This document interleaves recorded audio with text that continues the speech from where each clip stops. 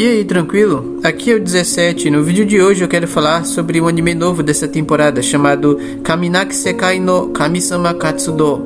O anime começa com um grupo de pessoas religiosas, onde o pai do protagonista é o fundador desta seita, de aparência obviamente duvidosa. Devido a isso, tantas coisas irracionais acabaram acontecendo na vida de Urabe Yukito, desde sua infância até a adolescência. E hoje, aparentemente, será a última delas. Embora seja uma situação muito assustadora, ele nem se mostra tão surpreso com isso. Afinal, ele já está acostumado com as loucuras desta seita, que tem interferido na sua vida pessoal desde muito tempo. O que está acontecendo dessa vez é que o Yukito está sendo obrigado a participar de um ritual de sucessão, onde ele será atirado nas águas e ficará submerso por 3 dias para vencer a morte, e então ele retornará como o novo líder da seita. A grande questão é que ele nem se considera parte da seita. Ele não acredita e não se importa com nada disso, mas como seu pai é o líder fundador, ele acaba involuntariamente sendo envolvido. O seu pai acredita na divindade Mitama-sama como sendo onisciente, onipotente e invencível. Sendo assim, esta certamente trará salvação ao seu filho. De certa forma, Yukito acaba se conformando. Por um lado, sua morte o libertará de toda essa confusão. Seu pai pede que ele também reze para Mitama-sama para que possa ser salvo. Seu pai segura o pingente como uma demonstração de que este é um amuleto da sorte da deusa Mitama-sama, e ele põe sua fé nesse objeto. Yukito é atirado nas águas. Do jeito em que ele está, ele não consegue sair sozinho dessa situação, então ele afunda.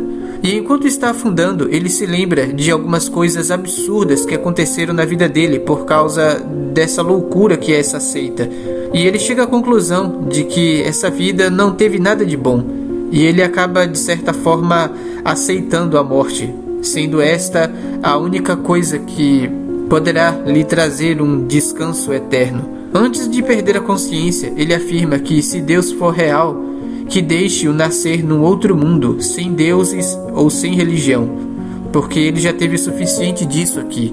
Ele espera poder, de alguma forma, viver uma vida normal, se é que isso seja possível. E talvez assim ele possa fazer amigos e viver uma vida comum. Mas ele ri enquanto fala isso, porque está afirmando com ironia, desacreditando que algo assim possa ser real. Por incrível que pareça, vemos que Yukito não morreu. Ele se encontra inconsciente numa vila e é encontrado por uma garota que o acorda. E Yukito estranha e se pergunta se de fato renasceu num mundo alternativo.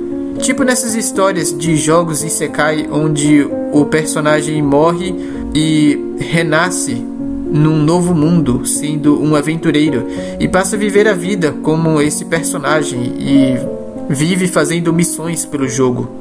Yukito, através desta garota chamada Alural, acaba conhecendo outras pessoas da vila.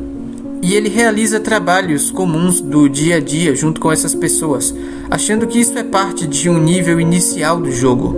É entregue a ele uma faca para que ele possa trabalhar, então ele fica super empolgado, achando que isso é algum tipo de tarefa especial do jogo. E ele então tem o trabalho de coletar muitas uvas. Até então, nada demais aconteceu. Após a colheita, eles voltam para o restaurante. O Yukito prepara vinho para todo mundo e todos ficam muito felizes e começam a gostar dele. Afinal, vinho é muito caro de ser comprado e ele conseguiu preparar para todo mundo de graça. Então todos começam a beber e ficam muito felizes, se divertindo. Yukito acabou fazendo amizade rápido com todo mundo, mas ele está decepcionado com a forma com que as coisas estão acontecendo. Não era bem isso que ele esperava. Numa outra cena, vemos que ele está no campo trabalhando e então aparece uma espécie de besta estranha. Ele se assusta achando que isso só deveria aparecer tipo da metade do jogo pro final. Um dos amigos que está com ele, chamado Roy, pega um livro. Então Yukito fica empolgado achando que ele vai convocar uma magia daquele livro. Mas na verdade, em vez disso, ele acaba falando para o Yukito correr e eles fogem junto do ataque do monstro. Decepcionado, mais uma vez, o Yukito pergunta que tipo de atitude foi essa e para que serve esse livro afinal. O Roy acaba contando que o livro é um guia de estratégias contra bestas, e o que estava escrito lá é que diante de uma besta você deve fugir. Mais uma vez, eles estão no restaurante e está todo mundo bebendo. Yukito ainda está decepcionado, afinal, aparentemente ele não está num mundo alternativo, ele não sabe exatamente onde ele está. Mas, apesar de não ser o que ele imaginava ou esperava, ele reconhece que isso não é tão ruim assim, comparado com antes, onde ele estava envolvido naquelas loucuras da seita. Ele até agradece a Deus por tê-lo trazido para cá. Ele percebe que neste mundo não há magia, nenhum conceito de Deus, religião ou espiritualidade. Vemos que numa cena o Roy e a Alural aparecem para falar com ele. E embora os três estejam a sós, o Roy quer falar algo muito importante com o Yukito. E ele fala bem baixo no ouvido dele para que ninguém mais possa escutar, porque é um assunto muito sério. O Yukito enfim acha que agora sim a aventura dele finalmente vai começar. O Roy conta que ele está procurando por um livro muito raro e que não pode ser adquirido por qualquer pessoa. Mas, para a decepção de Yukito, mais uma vez, esse livro não é nada mais do que um livro que fala sobre coisas eróticas. Ou seja, é uma revista de material adulto, coisa que o Yukito está acostumado. Bom, os amigos acabam indo para o centro da cidade imperial em busca deste livro. Afinal, a vila onde eles moram fica numa região remota. E lá não tem esse tipo de material, não tem lojas ou centro comercial. Enquanto estão na cidade, o Roy pede ao Yukito que não fale com as pessoas da cidade, porque a vila deles é mal vista por aqui. Eles acabam chegando em uma loja, na qual eles entram e eles encontram o livro, mas eles nem têm coragem de tocar. O Yukito pega o livro e abre na curiosidade para ver como que é o material erótico daqui. E ao abrir, ele vê que não é nada demais, são apenas rabiscos, ilustrações.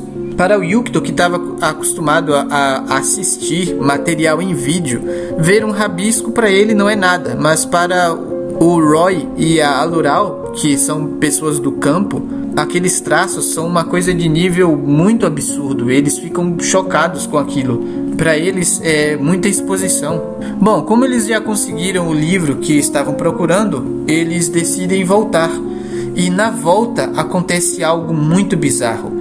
Percebe-se que o tom de cor e a atmosfera do anime fica completamente diferente de antes. A partir daqui, as coisas começam a ficar realmente sérias. Vemos um grupo de pessoas testemunhando o que é uma espécie de execução pública, onde as vítimas tomam veneno por conta própria ao receber a ordem dos guardas. É um veneno bastante letal. Eles tomam e imediatamente começam a sentir o efeito e caem. Os guardas se aproximam e verificam. E após isso, anunciam ao público que o fim da vida de hoje ocorreu sem problemas. Yukito fica chocado e horrorizado com o que acabou de ver. A Alural conta que neste país existe um sistema de fim de vida, onde o país ordena que você deve pôr fim na sua própria vida. Roy pede que Yukito não se preocupe, porque eles são de outra vila e são tratados de forma diferente. Por isso, ele não deve dar muita atenção para isso.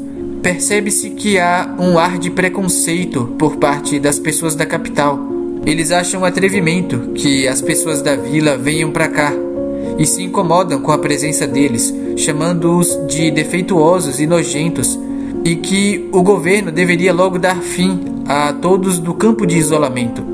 O Yukito não sabe de nada porque ele é recém-chegado aqui, mas o Roy e a Alural já estavam cientes desse tipo de preconceito por parte das pessoas da capital, o que explica porque aconselharam Yukito a não falar com as pessoas da cidade, porque a vila deles é mal vista. Mais tarde, o Yukito pergunta para a Alural por que as pessoas desta vila são mal vistas, e a Alural responde que aqui é um campo de isolamento. Ela mostra uma marca que todos do campo de isolamento têm. Aqueles que temem o fim da vida e não se alinham aos costumes do país é banido para cá. Yukito, apesar de não ser um deles, não tem essa marca. Isso porque ele veio de um outro mundo para cá.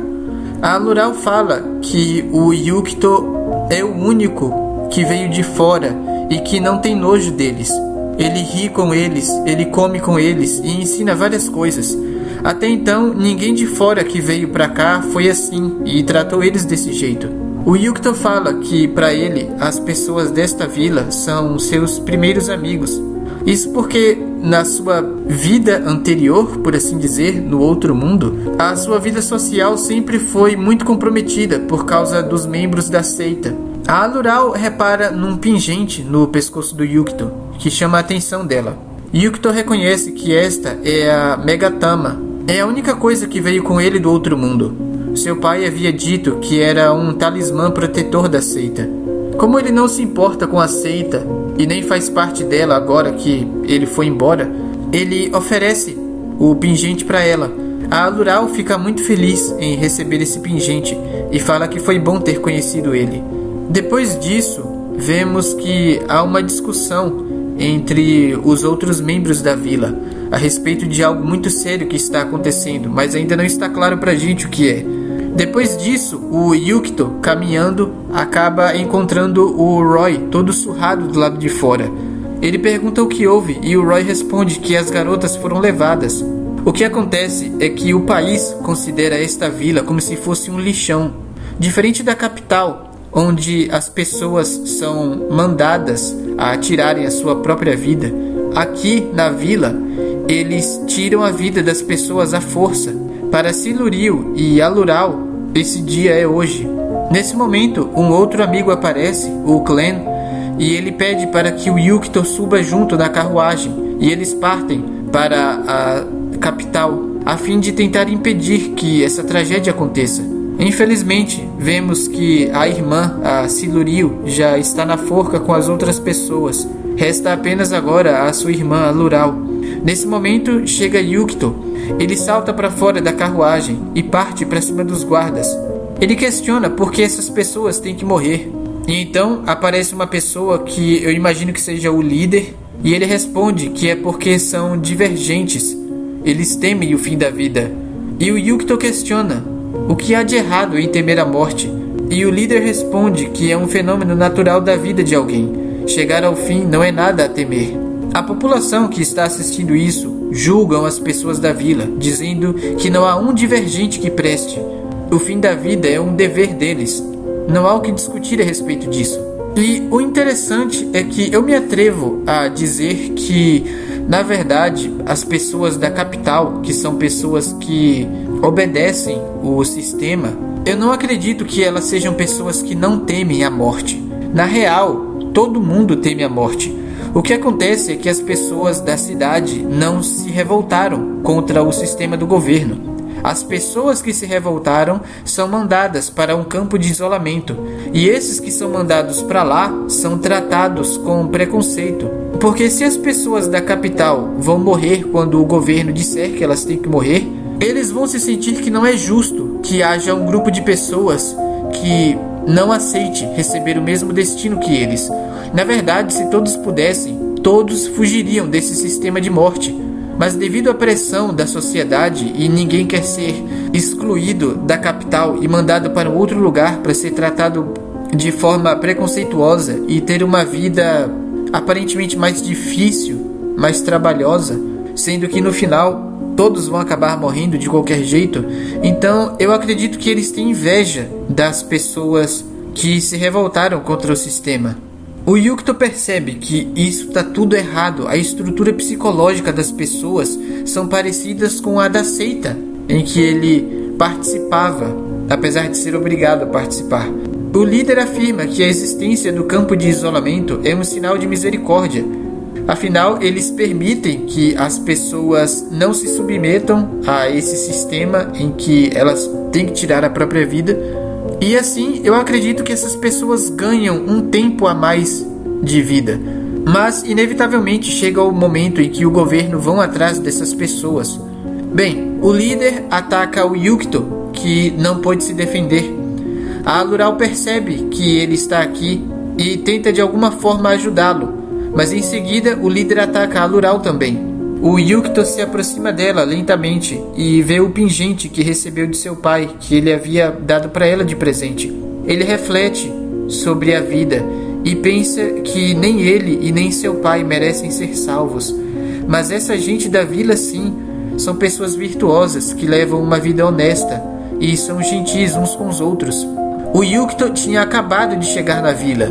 Ele não era parente ou amigo de ninguém, mas ele foi recebido e bem acolhido pelas pessoas e tratado como se fosse parte da família.